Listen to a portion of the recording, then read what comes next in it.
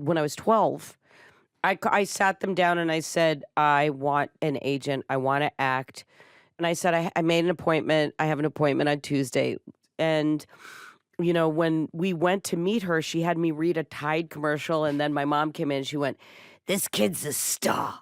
Never let her take any classes." Oh, my God.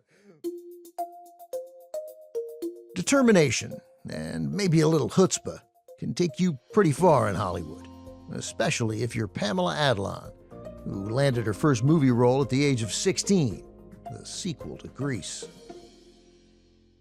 Grease 2 is now a cult classic, but when it came out in 1982, it bombed. Pam Adlon's career, on the other hand, started to take off. For the first time, anyway. She landed a recurring role in the NBC sitcom The Facts of Life, then came bit parts in shows like Night Court, The Jeffersons, and Star Trek The Next Generation. Still, her real breakthrough in show business came 15 years after Grease 2. Nobody got to see her, but they heard her voice in the animated Fox series King of the Hill. Set in Arlen, Texas, a made-up town, the show centers on Hank Hill and his family. Adlon plays Bobby, Hank's confident, oddball son. In this clip, Hank and his wife Peggy are called to the principal's office after Bobby gets into a fight. Bobby, you want to tell your parents how you won your fight? Well, there I was standing in front of Chain. I faked to my left, but he got a hold of me and knocked me down. Down, but not out, I yelled, "Let go of my purse!" Then, with all my might, I kicked him as hard as I could in his testicles. What? Where in the heck did you learn to do that? At the women's self-defense course I signed up for at the Y. Women's self-defense? Pam won an Emmy for King of the Hill. Since then, her resume has gotten deeper. In addition to acting, she's a writer, director, and Peabody Award-winning producer for a television show she created and starred in, a show I love called Better Things. My guest today is Pam Adlon. I'm your host, Ben Mankiewicz. This is Talking Pictures, a podcast about movies, about memories, and all the stuff that happens in between.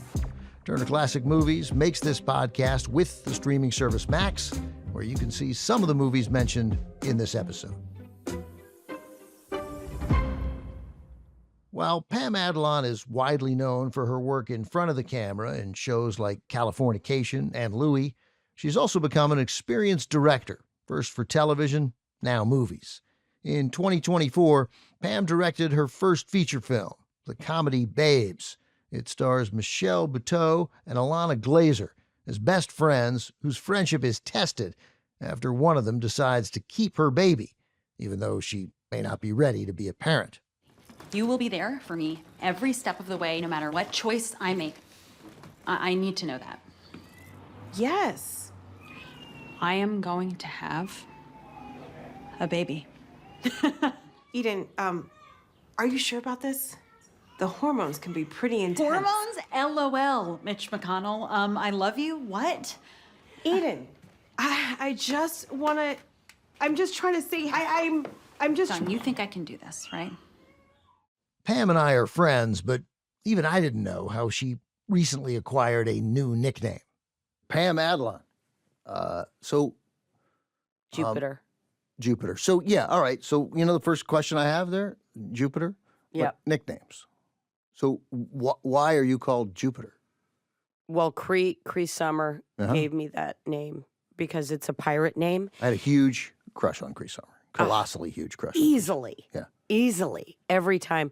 Do you know that Cree hadn't been on camera in 25 years, and then I put her in my show? Is that right? Yeah. Yeah. Okay, so other nicknames you have. Okay, who called you his gutter muse? Oh, that was Tom Kapanos. Who is? He was the creator and writer of Californication. Which was a big breakthrough show for you as an adult. Yeah? Yeah.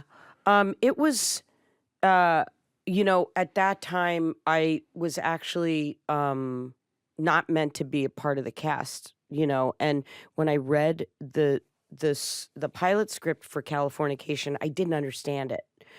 It was like dark And I was at gymnastics watching my kids. I was sitting on metal hard cold bleachers, which I spent so much years. The fact that not one of my kids is a professional gymnast or soccer player or ice skater is beyond me. But I remember sitting in the gym at Gymnastics Olympica and thinking, I don't get this. This is so dark. And his writing was so brilliant. Like, he was so prolific, and he would just pound out these incredible scripts. And I learned so much from him, from his writing, and then from King of the Hill and the writing on that show. And it was really crazy to go from playing a boy, like, from my childhood through my late teens, like being a dude all the time, like the big reveal, and I'm a guy, and then to being this, like, getting pounded on a sink in a public restroom, like, yeah. But you were only in that first episode of Californication. That's the significant part to me of the story, is that you play Marcy, right? Yeah. And that was, you were going to be in the pilot. Yeah. And that was it. Yeah. And then you were in for 7 seasons. Yeah. Because you were his gutter muse. He thought you were funny. I guess. I mean, it was it just turned out to be like kind of the perfect, lightning in a bottle moment, and we're all still very close. So the idea that you would get a break on Californication, that you come in for an episode and then you stay for 7 seasons and really establish yourself, setting the stage for all the great things that follow. But you had the opposite happen, right? You'd been on, as a teenager, on Facts of Life, right? Where you sort of come in on like season 4 or 5, and you're like a series regular. Yeah. And then they're like, no. Yeah, that was the years that they were trying to introduce new characters, and I was just one of a series of dead bodies that did not make it, including George Clooney, Right. which is so funny.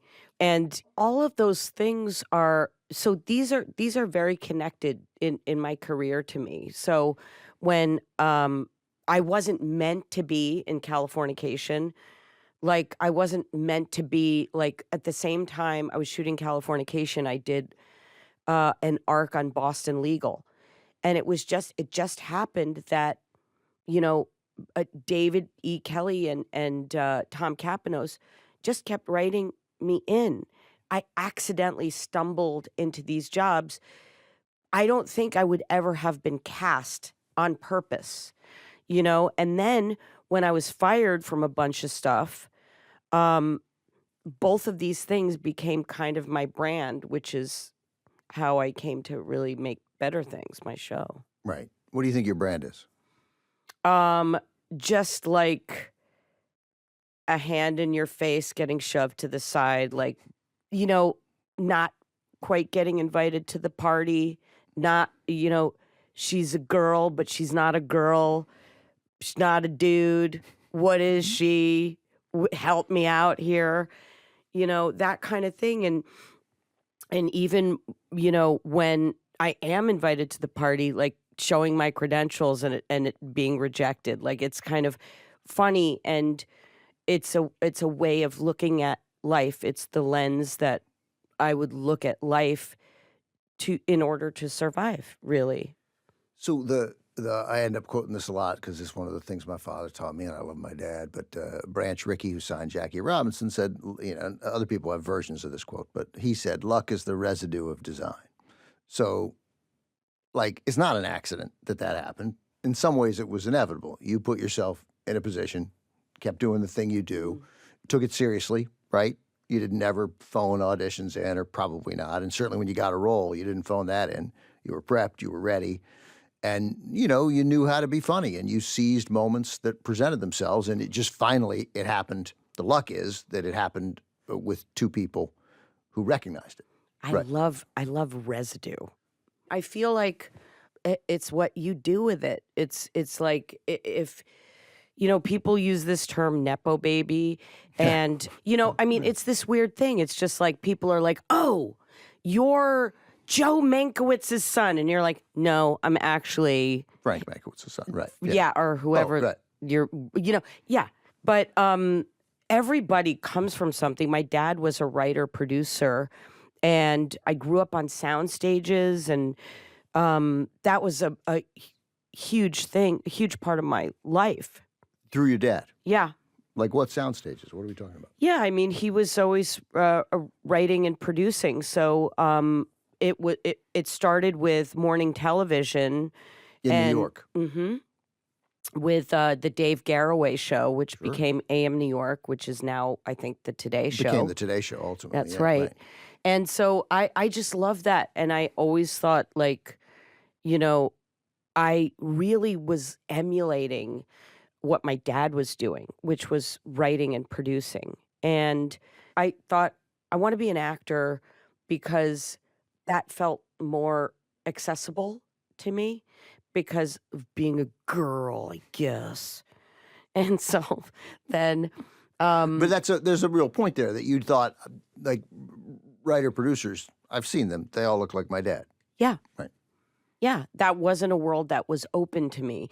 And then my dad was working with this guy named Jimmy Comack, who created a lot of shows from, the early 70s, like Chico and the Man and Welcome Back, Kotter and stuff like that. And he let me do the warm-up for an audience one night when I was 11. Oh, my goodness. And do you remember what you did? Yeah, I told some very off-color jokes. So then 11 years old, you do the warm-up. So that's a good, because at 11 years old, I learned this yesterday, and it touches on my life in an unpleasant way. 11 years old, you are talking to some other kid, and you learn that kid in New York, where you grew up, had an agent. Yeah. That was actually in LA. Oh, okay, all right. We had just moved here, and we were living at Leonard and Sandy Nimoy's house. You were living at Leonard Nimoy's house. Why? Because your dad knew? They were buddies. But when you say we were living at the Nimoys, who was living at the Nimoys? My brother, my mom, my dad, and I were living with Leonard and Sandy Nimoy and their kids, Julie and Adam. Yeah, so I remember being there at the house, and this girl was jumping up and down in bed, and she was like, my agent came over yesterday, and we were jumping up and down in our bed together, and I was like, I want an agent. And I got out a phone book, and I called the agent that was on her composite, Beverly Hecht. You saw her portfolio, right? Beverly Hecht, who was Ben Hecht's sister. Beverly Hecht is Ben Hecht's sister? Yeah, I believe so. So you call her. I mean, first of all, you go to your parents, you go, I want an agent, but you're 11. I sat them down and I said, I want an agent. I want to act. And there was nothing like pushback or anything. My mother was like, oh, well, we'll have to. And I said, I made an appointment. I have an appointment on Tuesday. When I was 12, I had made an appointment. And she took me. She took me everywhere. So about 6 months ago, my daughter, then 11, said the words, Dad, get me an agent. Whoa! Right. I knew it. I met that kid. I know that kid's a star. Yeah, but unlike your parents, I said, no way. no, I'm not getting you an agent. Hypocrite. I go, you want to take some classes and show that you care about acting, then we can revisit this. But by the way, I don't know how to get anybody an agent. But I go, if you're in some plays, and there'll be somebody who sees it, and if you're good, that. they'll recognize it. And then I was like, I got a lot of friends now who are actors, and you can talk to them. I'll put them on the phone with you, and or they'll come. We can have a meal with them, and they'll talk you through what this might be like and whether you really want to do it. But then all of a sudden, there's this parent, and we're like, yeah, sure, great, get an agent. And then you got one. Like, it worked. Yeah, but I like what you said. I really like that. See if you can commit yourself, because it's like the just going to an agent thing. For me, it was like, this is the 70s. And, when we went to meet her, she had me read a Tide commercial. And then my mom came in and she went, this kid's a star. Never let her take any classes. Oh, my God. That's what she said. Beverly Hecht sounds like the worst. That's so you get an agent, and then you you go to work, and within 5 years, by 16, you were supporting your parents. Mm-hmm. Yeah. Did you buy a house or a condo or something? I did. I bought an apartment when I was 18, and with that Facts of Life money, Sure. which was painful when you're a kid, like being in a weird work environment, and you don't understand money. Right. Things were so different then. Things were like really different. Like, and things were different when I started Better Things, which was like almost a decade ago, when there were so many chances, and if you could shoot your shot in a pure way. And now everything is like corporate, and we're all drowning in the merger acquisition society, and we're trying to, how do I do this? How do I remain pure? How do I finance this? Can I get my next feature financed? Can I make independent television? Like, can I own? Is there a possibility for anybody to own their own stuff? Like, I just met with Mark Duplass like last month, and he's somebody who is, he and his brother are so brilliant, and they're literally like, they are self-financing their own stuff. And he made this movie called Biosphere, which I thought was brilliant, and then he made this movie called Creep, which I think is brilliant, and then he's able to make television, like independent television, like Room 104 and Penelope, and sell it to Netflix and to these companies. And I mean, that is that's for me, my gold standard. Because in the end, even though you're a producer on Better Things and you co-created it, you didn't, it's not yours to take to other places now. No, I Right, can't. right, It's not mine. Right, it belongs to Disney. Yeah. Right? Yeah. Yeah.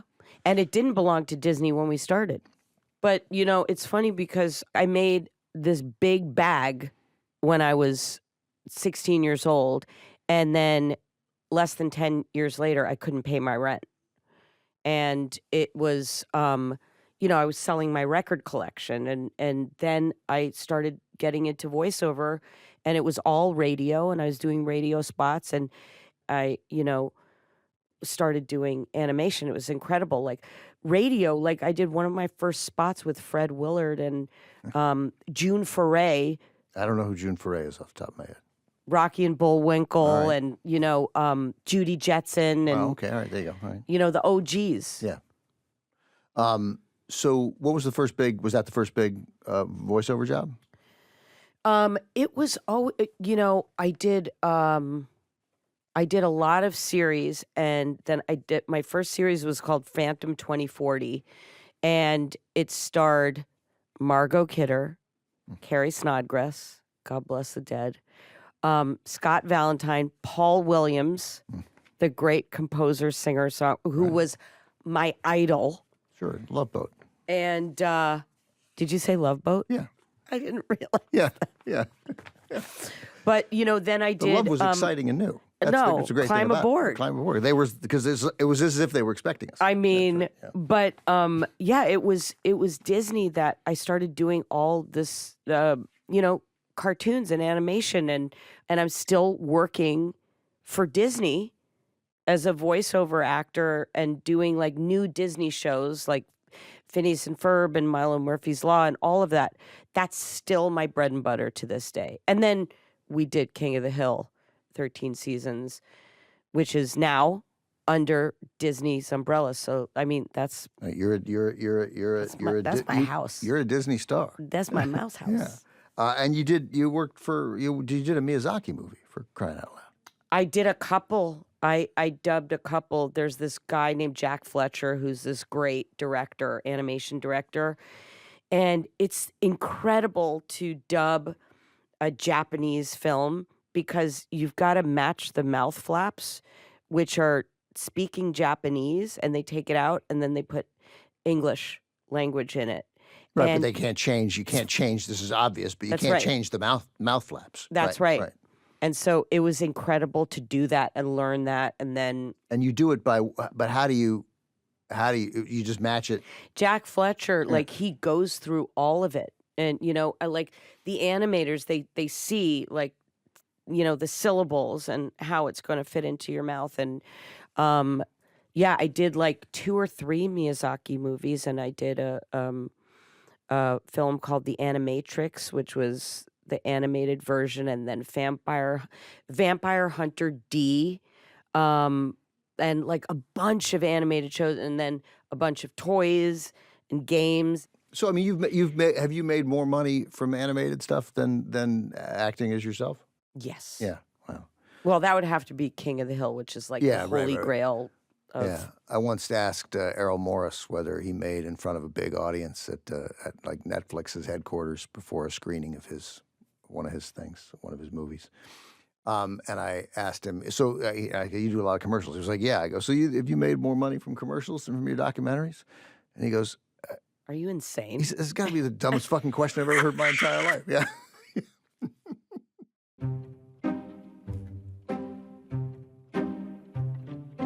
We're going to take a quick break. Coming up, Pam Adlon discusses what it's like directing her peers. I fall more in love with actors than I ever realized could be possible.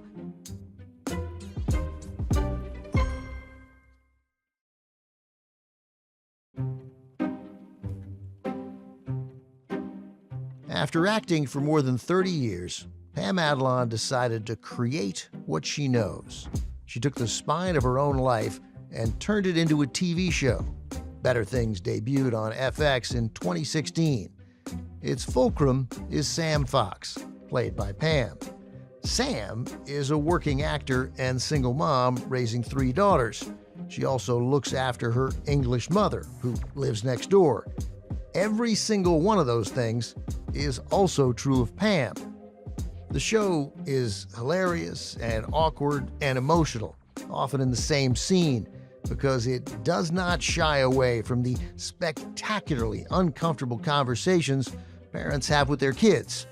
Like in this scene, Sam's daughter Max, played by Mikey Madison, makes a request of her mom that would have caused my mother to call the police. Can I ask you something? Could you get pot for me? What? Max, honey, can we just go back to the regular hard things like school supplies? You should be happy I'm honest with you. You're my mom. I want you to know if I have sex or if I want to get high. Ah, no, hide things from me, please. So, Tom Capanos said about you, she did something with Better Things. She did something that every writer is supposed to do, but they never actually do, which is write the show that only she could write. He said that Yeah. to you? He said it to a different reporter. Really? Yeah. You want to read it again? That It's pretty is good. so sweet. Yeah. You want to know something funny? Yeah. When I was coming up with the show, I had these scenes. I just wrote scenes. And I remember meeting with Tom for lunch at Musso and Frank. And we sat in a booth, and I said, here, and I gave him my scenes to read. They're just like random scenes and unattached, but like just moments. Yeah. Yeah. Which, the show was always like vignettes because my consciousness, being a single mom raising 3 girls, everything was vignettes in my head. And it would be like shutter clicks. Like that was how I looked at my life. Is that how you started writing it? Like, was it just that? Yeah. Okay, that's also, I think, a useful approach for people to hear. Like, you don't need to bite off the whole thing right here. Oh, absolutely. Write a scene. Absolutely. A scene. Okay. And so I remember showing him the scenes, and one of the scenes was at Staples, which is in the pilot when, Sam's trying to buy back to school supplies. Sam's your character, yeah. That's my character, and with Max, her oldest daughter. Who's now about to be a gigantic star. Gigantic star. Yeah. Mikey Madison in Honora. In Honora, yeah. So, like, we're trying to buy office supplies. Does anyone actually work here? Hello? Does anybody actually work here? Yes, I do. But I'm with customers right now. Wait, but can you tell me at least where I can find the graph paper? I'll eight. This is aisle 8. And I'm like, does anybody actually work here? Anyway, I showed Tom the scene, and he was like, yeah, yeah. And I just thought he was being nice, And then I went to Phil Rosenthal and his wife, Monica, and I showed them scenes. And then I had Phil Rosenthal, big, powerful TV producer, created Everybody Loves Raymond. Yeah, and Somebody Feed Phil. And now he's like on the road. That's right, yeah. And then I read scenes with my girlfriends, and they were all like, yeah, this is kind of like, the way you talk and your life. And I was trying to figure out final draft, and it was holding me back. And so I finally just started writing things down. And then I figured out how to put my thoughts in drafts and notes folders and things like that. And then, as like Mark Duplass calls it, like a vomit draft. Like people are like, yeah, I'm going to write my book next year after I'm done with this job and that. And I'm like, well, do you have a car? Yeah. Well, what's your commute? You could be writing your book in your car. You could just be talking into your phone, right, So the way that the show was built essentially is the way I wanted Sam to be perceived as a mom. Because when I was a new mom and I didn't really want to hang out with the other parents, I never fit in. I didn't have a partner. I was always alone. And I started, and it was just me and my mom or my boyfriend, whatever you want to call my mom, who's been my ride or die for 30 years, my ultimate beautiful cock block. Yeah, it's not super hot to have the mom. Yeah. Yeah, that's right, yeah. And then one day, like, I shift the lens. I'm not, it doesn't have to be like I'm walking through this chaos. Like, I would imagine a dome around my head and just walk through everybody like throwing darts and everything at me and just mom, and everybody needing me and being at school and with the other parents. And I looked at my life and I was like, this is really funny. This is really poignant. And while it was happening, I was able to start constructing this show. So I want to get back to something to Phil Rosenthal, because I love Failure, of course. But you were in a show called what? It wasn't called Jersey Shore. It was called Down the Shore. Down the Shore, but it was set Phil up. Rosenthal was a writer. He was a writer on this show, and this was pre-Friends, so like late 80s, yeah? And you were one of these were 20-something friends. It was Friends on the Jersey Shore, I got fired. Right. And you got cast in it first. You got it. You get it. And they start shooting, right? Or something? Or we shot a bunch, and then we went on hiatus. And it was the first time that I knew that I had a job that I was coming home to. Yeah. So I remember saying to the cast, which included Anna Gunn. Who you lived with, right? Yeah, who I lived with. Anna Gunn from Breaking Bad. And, totally. Right. And I mean, and Deadwood, by the way, overlooked Absolutely. her amazing work in Deadwood, right? And so I turned to the cast and I was like, does anybody want to go travel with me? I'd like to go to Africa. I need to go to Africa. You jinxed yourself. Now. And Catherine DePrume, who was on the show, she said, I'll go away with you, but I don't want to go to Africa. And I was like, okay, where do you want to go? So we went to France and Italy. Oh, I thought you were going to say like Daytona Beach, right? So yeah. We went on an amazing trip, and then we came home, and I got a phone call that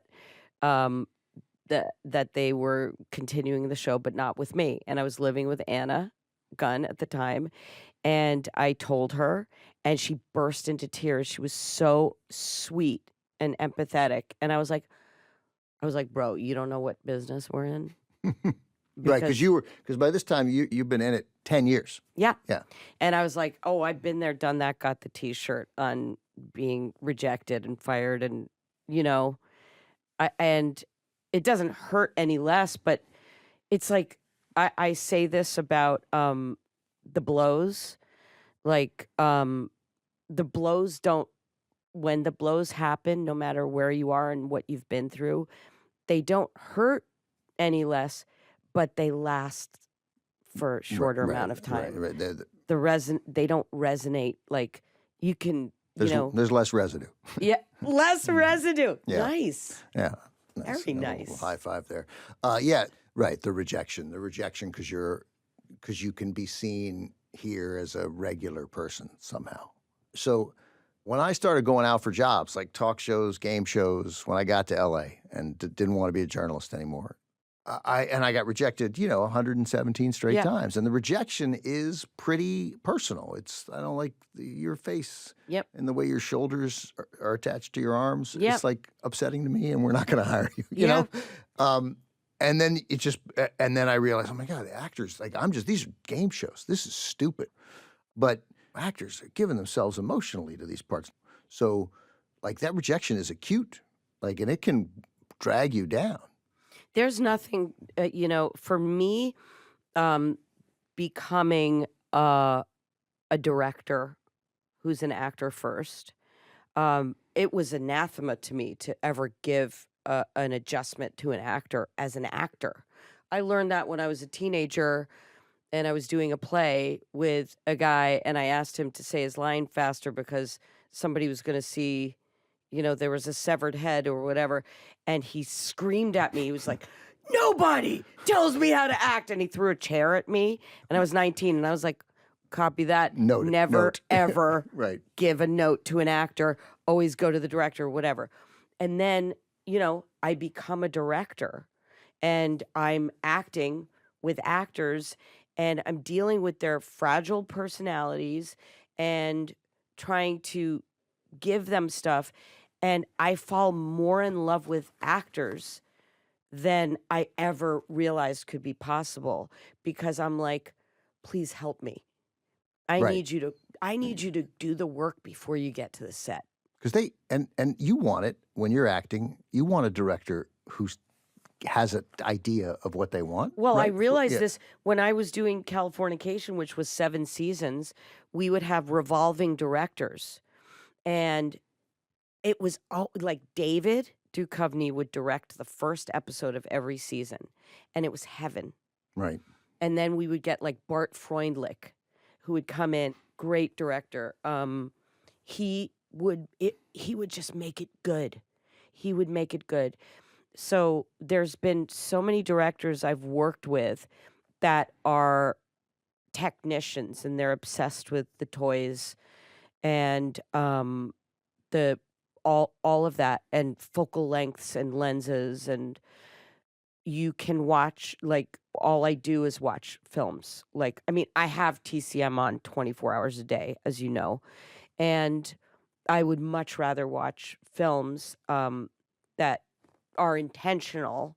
But you seem to be drawing a distinction between directors who were just fascinated by the toys and directors who took an interest in the... And I'm watching, I watched something with my youngest daughter recently, which was a big, giant budget movie. And I'm like, do you give a shit about that drone shot over the Florida Keys? And she was like, Mom, stop. You're ruining my hate watch. But it's hard for me to, I don't think I will ever get to play in that area of big money. And I think that the directors who leave their actors hanging in the wind, there is something that is so important when you don't see the acting.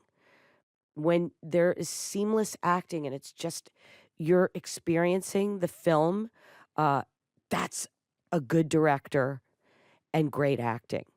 There's not all these actors who I've now talked to, but really then the directors, whether it's Tarantino or Spielberg, Scorsese or Paul Thomas Anderson, they all say the same thing about what the most important job is. The most important thing is how you're communicating with the actors. That's right. By far. It's not even close. Right. It's 100% true. And it's getting all these shots set up and everything. If there aren't true moments happening between people, then what are you watching? So before I get to the Super 8 here, what's the, give me a sense of in the style that you direct and not just the movie Babes, which is your first feature film that you've directed. I suspect there are more coming. But you directed how many episodes of Better Things? Uh, 50. Yeah, more than half of the episodes. Oh, right? yeah. Yeah, definitely more than half. So how much did the movies of John Cassavetes influence the way you approach directing? Is that a fair question to ask you? Yeah, I mean, a lot. This is the story is that I moved out of my house when I was 18, and I lived in West Hollywood, and there was a store called Video West. And I applied to every school I applied to for college, I got into except NYU Film School. I wanted it so badly. Yeah. So I rented every single movie at Video West. I went through section by section, noir, documentary, French New Wave, everything. Except the big comedies like Porky's. That was not my thing. I prefer my tits not hitting me over the head like that. I read every movie except Porky's. Exactly. Yeah. But that was really my education. I remember going through all of those, all the noir, and then a guy who's still my voiceover agent, funnily enough, he taught me about noir, and we talked a lot about noir. And then when I got my I got a box set of Cassavetes movies, and then being exposed to Henry Jaglom, Spike Lee. Henry Jaglom, very much for people who don't know, in the Cassavetes mold, even more experimental in many ways than Cassavetes. Yeah, totally fly on the wall, with shit on the lens, Yeah, he didn't. I mean, looking, you get the feeling that he would deliberately make shots less polished. Yes. Yeah. And then it was anything that was underground. I would go to a lot of underground festivals, and so there would be there was an Andy Warhol festival, and it was always underground filmmaking. Those are the things that really formed me and shaped me, and documentaries like Paris is Burning, and just seeing all of these different kind of stories being told, listening to dialogue in a Cassavetes movie, for example, Love Streams, hearing dialogue I can't eat in the kitchen if there's dishes in the sink, I'll throw up. That's the movie where he and Jenna Rollins are brother and sister, right? Yeah. They've both been abandoned by their significant others, and it's unbelievable to me. You never see adult brother and sister having a conversation like that. You never hear somebody saying, I'll throw up, and John Cassavetes, seeing interviews with him and how ornery he was with press and everything, and just being able to behave that way. And it was very significant for me. If your inspiration is Cassavetes and all those graduates from the Corman Film School who just figured out how to make things, how to make do and be creative. And, he'd said something, I'm going to paraphrase, but it's man, I really, and you believe it from him, I did not care if the movie made $1. If it made a little bit of money, that was just money that could go into the making of the next movie, right? That's what he was there for, Right. So if you have that attitude, then when they cut your budget, you just think of it as, well, all right, what are we going to do now? How are we going to figure this out? I mean, you fight for what you can get, and then when you lose the fight or settle, then you figure out what you can do with what you have. That's why you don't compromise, because if you're sitting there, feeding a market, you're really, what are you doing? We're taking another quick break. When we return, it's the Super 8 with Pamela Adlon.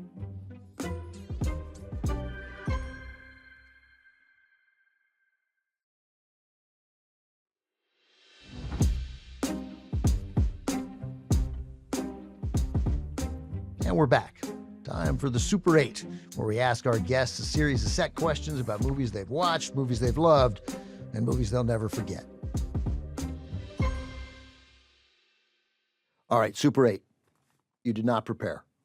It's okay. You don't have to prepare. Good. Some people prepare. The people who really Hit me. The people who care. What was your most memorable movie watching experience?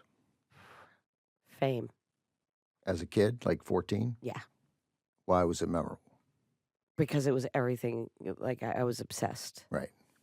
It was an Alan Parker film, but it was before Fame. It was when I was like 9 years old, and we went to Chelsea. My parents' friends, the Chiavettas, they got a copy of this new film, and the kids all came over to the apartment. We're in New York City, and they played it on a projector, and it was called Bugsy Malone. I was going to say, you're going to say Bugsy Malone, yeah. And that blew you away, because Oh. here were kids, you already wanted to act, and here were kids not only acting, but acting like grown-ups. But I was confused because I thought, wait, is that a man? Right, yeah. Is that, what, is that, are they dying from marshmallows? Like, and it was so dangerous, and it just like hairy and sexy and real, and Jodie Foster, and it was just Scott it Baio. blew. I wasn't gonna say him. I'm disappointed. It cracked my head open. I like my men at my feet. What are you doing here, Tallulah? I brought you a message. So what's wrong with Western Union? I thought maybe you'd like the company. Come on. And I'll buy you a drink. Where? How about Fat Sam's? Let's go before your suspenders strangle you. Everything about it. Paul Williams. There we go again. Again. Yeah. I mean, the songs are incredible. There's nothing. I mean, I would have to say that was my first film that I was like, what is happening here? But, Bugsy Malone, very significant. And also Bugs Bunny. Wow, 2 bugs. Watching the old Acme cartoons. Yeah. And there was one Bugs Bunny cartoon, and Errol Flynn flies in on a vine, but he's real. And then he's with all the animated Bugs Bunny and all the characters. It blew my mind. You I were a was like, kid, right? You were like, yeah. How is Errol Flynn real flesh being with Bugs Bunny? So these are the things that formed me and shaped me. So you may be able to use Fame here, but feel free to pick something else. What movie did you love in high school? Fame and The Wiz. Fame and The Wiz, yeah. Fame early on. And Fame must have just reinforced your idea that being an actor is the right move. Yeah, and it was so edgy, raw. And you were out in L.A. now by then, like 80, Yes. 80, yeah. I was in LA. It was very dirty. It was very real. It was scary. It involved abuse and sexuality and gender and race. It was funny, and it was shot so cool, and the music kills me. What movie would you show to a date or somebody you were interested in? Now. Oh, yeah, now? Yeah. So this is presuming you have a date at some point in your future. Like, let's just all right. No, your kids have moved out. The house is yours. Right. You bring someone over. What would you show them? Let's have a movie night. What would it be? Well, I would want them to have seen the things that are meaningful to me. I'm going to rephrase this question for you. I think this will work better. What's a movie? You got somebody coming over. It's movie night. You're interested in this person, right? Yeah. And what movie is it that you would be crushed if they were like, ugh, not into? Cuckoo's Nest. Oh, okay, that's good. Yeah. Because I just think it's flawless from top perfect. to bottom. It's perfect. Yeah. Perfect film. It can't not make a top 10 list of mine. It's impossible. It's perfect. Perfect. It's good. Talk about endings. It's as good an ending as there is. Literally kills me. Yeah. First shot, first tone of the music to the end, the feather. I can't. Yeah. It's great. I just think it's magnificent. You're a thief, and there's a vast warehouse where all the props from every movie ever made is stored. You break in, you're a thief, you steal one. What do you take? any prop, any movie. Wow. Can you go to the next one? Yeah, And but then you could take the toilet from, or the water fountain from. Oh, yeah. Was it a toilet or From water fountain Cuckoo's that he throws? Nest. Water, It's the water fountain. Yeah, you can take the water fountain from Cuckoo's Nest. Okay, here's one. Oh, okay. The ahead. bar from The Shining. The bar from The Shining. All right, that's good. Yeah, that's a good answer. Shining made an impact on you. You see it in the theater in '80 or later? Yeah. No, it was around then, but it was. I mean, for me, I read everything before I saw it. I mean, Stephen King. Everything. Yeah. I mean, it's huge inflow. Okay, so we talked about this a little before. It's a little tricky. Your mother's favorite movie. Your mother, who lives in a house that you bought next door to you and has for 20 years. So I asked her, and she said she doesn't remember going to the films. How did she say it, though? She would say, I never went to the films. I never went to the movies. She remembers. Because they couldn't afford it? Is that sort of like her? Yeah, she couldn't afford it. And she remembers newsreels. And, but she did not. But I remember my mother talking about Leslie Howard. Okay. And Gregory Peck. And she named my brother for Gregory Peck. All right. So let's just say it was a Gregory Peck movie. So I'll say Mockingbird. Sure, right. Guns of Navarone. Yeah. It sounds like your mom. Oh, right, yeah. Does she like a World War II what? movie? Yeah. The fun part about watching movies with my mom, who is now 89 and spry as ever, you've met her, there's one thing she obsesses over in everything. Look at those marvelous cars. She loves the cars. She's obsessed. So last year on her birthday, I took her to the Peterson Automotive Museum. It's here in LA. It's an amazing museum. She's obsessed with cars. That's fantastic. That's good. I like that. And very disappointed in new cars and the bubble style. Oh, she doesn't like that. Hates them. Yeah, I'm with her. What was your dad's favorite movie? I wish I knew, but I would say it's probably comedies like, anything. I mean, the stuff that I remember growing up with was Abbott and Costello. And that really reminds me of my dad, and also the Frankenstein versus Abbott and Costello. Oh, the Universals, the spoofs. Oh, yeah. Which scared me to death. And I loved them. And it helped me because when Costello couldn't talk, when he would get scared and he would go, oh my God, that would help me in my life. All right, 2 more questions. What movie makes you cry without fail? Do you cry? You must. Oh, cry. yeah. You cry. You seem like you cry. It felt like on the. I seem like I cry? Well, it felt like, yeah. I mean, you just because you're an emotional person. Like, I mean, in a good, it's a good way. I cry. There's nothing wrong with crying.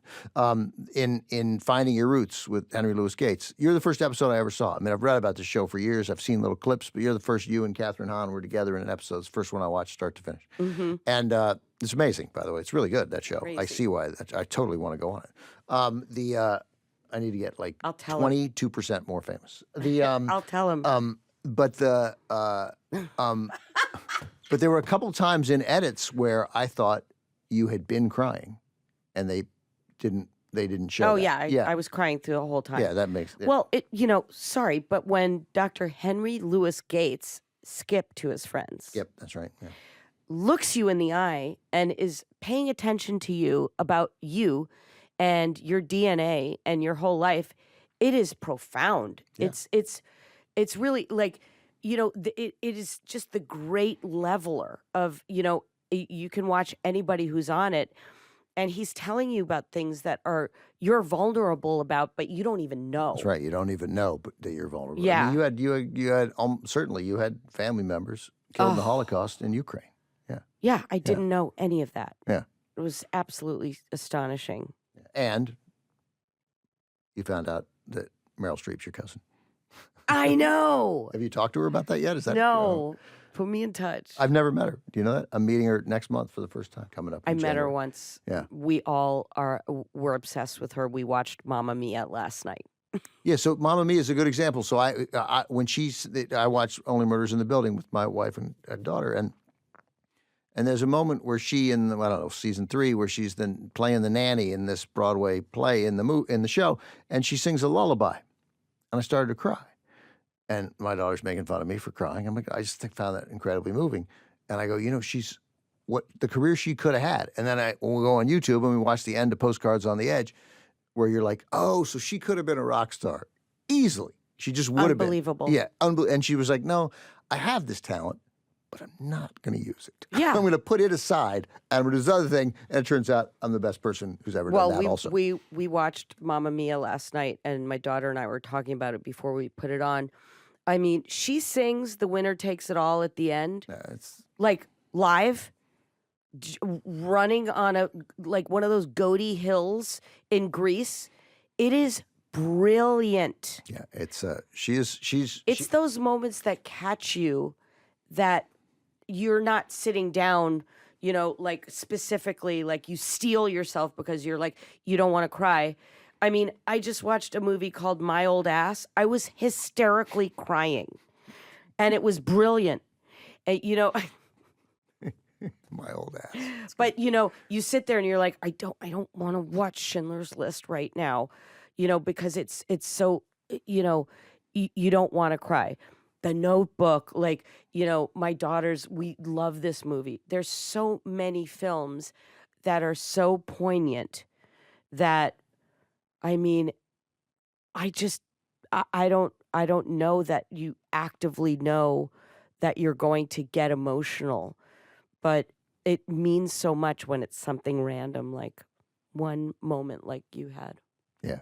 What movie? I don't know if we got an answer from you, but it's just a lot. There's a range of movies that make you cry. Yeah. Terms of Endearment, Coming Home. Those are the ones that make me cry. Oh, yeah. No, Coming Home.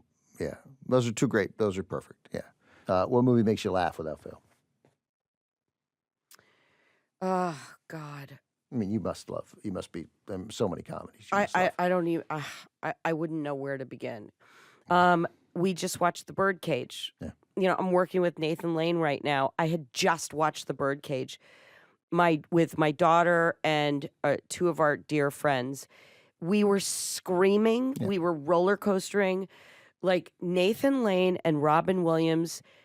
It's so funny. It kills you. I want a palimony agreement, and I want one now. Well, I don't have a palimony agreement on me right now. Is tomorrow all right? Don't use that tone to me. What tone? That sarcastic, contemptuous tone that means you know everything because you're a man, and I know nothing because I'm a woman. You're not a woman. Oh, you bastard. Look what this guy can do. Yeah. Look at what he's capable of. Yep. Like he can do anything. Those are great answers, Pam. Pam Adlon, Jupiter. Thank you. Ben Mankiewicz. Thanks for sitting down here. And Thank you for having me, Ben. This was fun. Thanks so much. Pam brought up so many quality movies. I'll never pass up an opportunity to recommend One Flew Over the Cuckoo's Nest, which turns 50 years old this year. Remains, though, an unforgettable experience. The Birdcage is another personal favorite. It's one of those movies that gets funnier each time I see it, and we all know that doesn't always happen with comedies. Oh, and Pam mentioned the time Bugs Bunny met Errol Flynn. That was from a Merry Melodies cartoon called Rabbit Hood. It's 8 minutes of absolute lunacy and worth checking out. That's our show. Thanks for listening. You can find many of the movies we talked about on the streaming service Max. We made a list for you. It's in our show notes. James Kim produces and edits Talking Pictures. The show is booked by Noea Murphy, Susan Bisak, and Missy Burns-Halpern. Glenn Matullo mixes each episode. Production support from Phil Richards, Yaakov Friedman, Liz Winter, Nicole Hill, and Cameron Kell.